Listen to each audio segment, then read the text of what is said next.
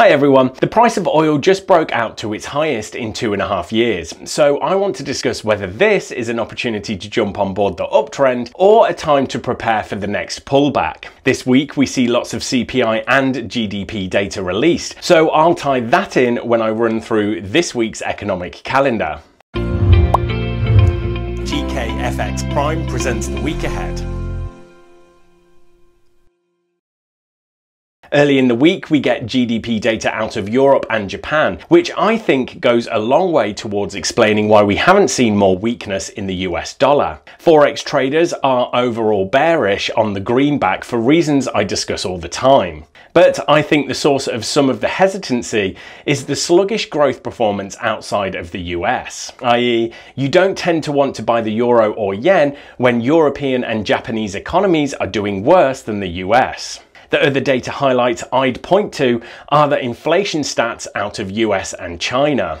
The previous reading on US CPI hit a big 4.2%, and more recently, the Federal Reserve's preferred measure of inflation struck its highest since 1992. The Fed is forecasting that the inflation is temporary, so everybody's watching this data to see if that's true. If the inflation continues, we can probably expect more upside in oil as well as gold and silver.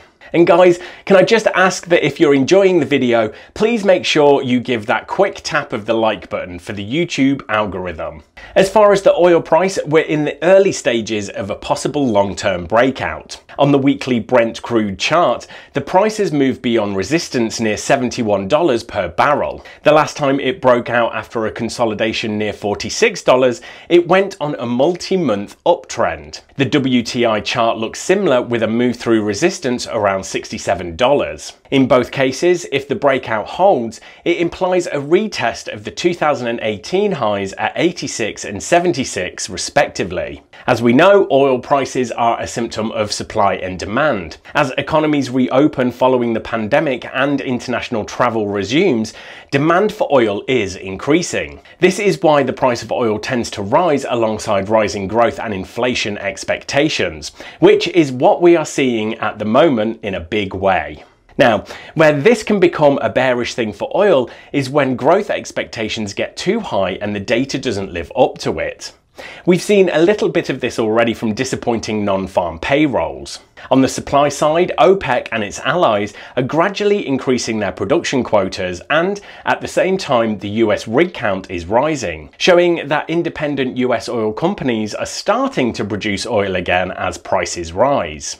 Rising supply to meet demand doesn't need to be bearish. It's only when the supply swamps the demand that it becomes a problem. I think probably the most interesting thing that's going on in the oil patch is the boardroom shuffle at Exxon. The activist hedge fund Engine No. 1 has replaced 3 of Exxon's board members after shareholder support from the likes of BlackRock. The purpose is to force Exxon to speed up its switch to renewable energy and away from carbon-producing oil and gas. Of course, if Exxon and other major oil companies are going green, that means they are investing less in new oil projects, which ultimately means less supply of oil. It's probably not a coincidence that the breakout in oil price is happening alongside what's happening in Exxon.